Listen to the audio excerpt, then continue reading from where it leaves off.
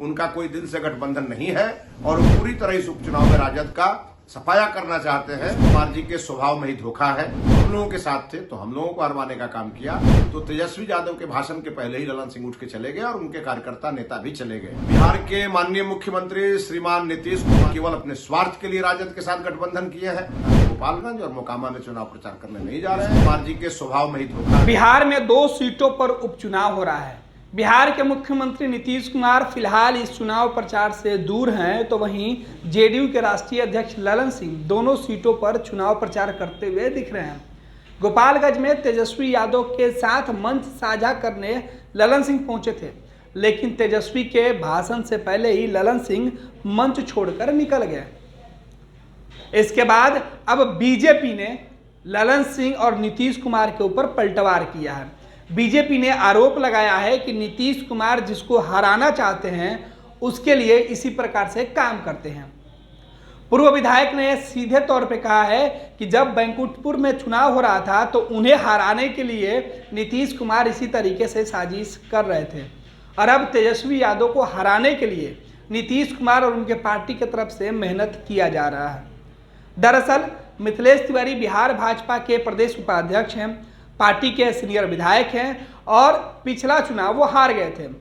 उनके हार के कारण बीजेपी ने बताया था कि नीतीश कुमार की पार्टी जनता दल यूनाइटेड और नीतीश कुमार खुद गोपालगंज में उस तरीके से चुनाव प्रचार नहीं किए थे जिस तरीके से करना चाहिए।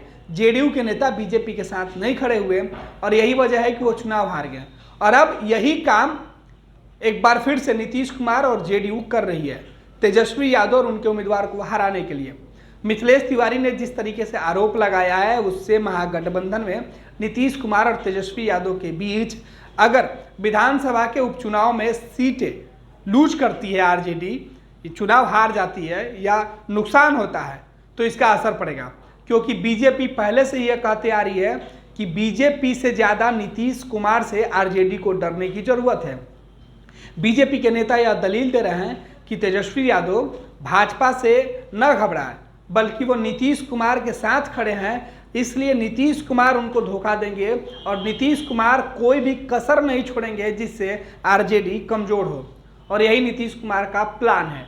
यह बातें बीजेपी के नेता बता रहे हैं। मिथिलेश तिवारी ने भी नीतीश कुमार और जनता दल यूनाइटेड के साथ आरजेडी के रिश्तों पर सवाल उठाया है और बता दिया है कि नीतीश कुमार कैसे धोखा देते हैं। सुनिए बीजेपी के प्रदेश उपाध्यक्ष मिथिलेश तिवारी क्या कुछ कह रहे हैं। बिहार के माननीय मुख्यमंत्री श्रीमान नीतीश कुमार जी के स्वभाव में ही धोखा है। चाहे वो बैकुंठपुर का चुनाव रहा हो, चाहे वो बोचहा का उपचुनाव हो, हम लोगों के साथ थे तो हम लोगों को हरवाने का काम किया और अब राष्ट्रीय जनता दल के साथ हैं तो चाहे मोकामा का उपचुनाव हो या गोपालगंज का उपचुनाव हो, वो राष्ट्रीय जनता दल को हरवाने की साजिश कर रहे हैं। कल ही का वाकया है कि जब गोपालगंज में ललन सिंह जी तेजस्वी यादव का मंच साझा कर रहे थे तो तेजस्वी यादव के भाषण के पहले ही ललन सिंह उठ के चले गए और उनके कार्यकर्ता नेता भी चले गए।